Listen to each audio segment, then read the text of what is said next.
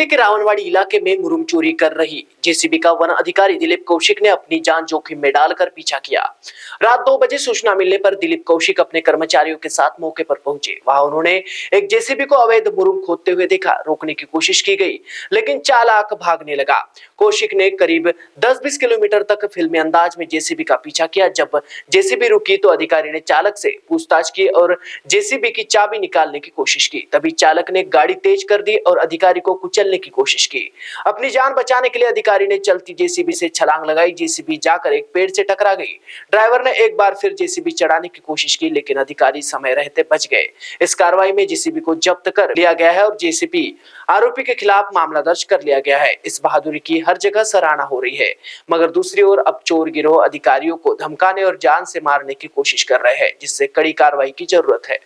Maharashtra T24 के लिए अभिषेक भटनागर, गोंदिया। आम्हाला बातमी मिळालेली होती रात्र 2 वाजता की वन विभागाच्या जंगलातून झाडं तोडून आणि साफसफाई करून मुरुम खोदकाम करून ते वाहतूक करत आहेत। त्यामुळे मी काही कर्मचारी घेऊन तिथे मोक्यावर गेलो। मोक्यावर गेल्यानंतर तिथून मुरुम भरलेली 2 ट्रॅक्टर होती, ती ट्रॅक्टर पडून गेली आणि जी जेसीबी होती, जेसीबी मशीनने जे खोदकाम चालू होतं ते तिथे होती। आम्ही तिथे गेल्यानंतर त्यांना थांबवलं आणि हे वन विभागाची जागा आहे, इथे खोदकाम करू नका असं सूचित केलं आणि त्याच्याकडनं त्यांना गाडी थांबवून विचारपूस करत होतो। तर अशा वेळी आमच्यावर कारवाई होईल म्हणून त्यांनी अक्षरशः माझ्या अंगावर जेसीबी मशीन घालण्याचा प्रयत्न केला। त्यानंतर मी जेसीबी थांबवण्यासाठी पुढे गेलो असता ते सरळ मला ओढत जवळपास 50 मीटर पर्यंत ओढत घेऊन गेले। मी तिथून उडी मारली जेसीबी मशीन मधून आणि मी वाचलो।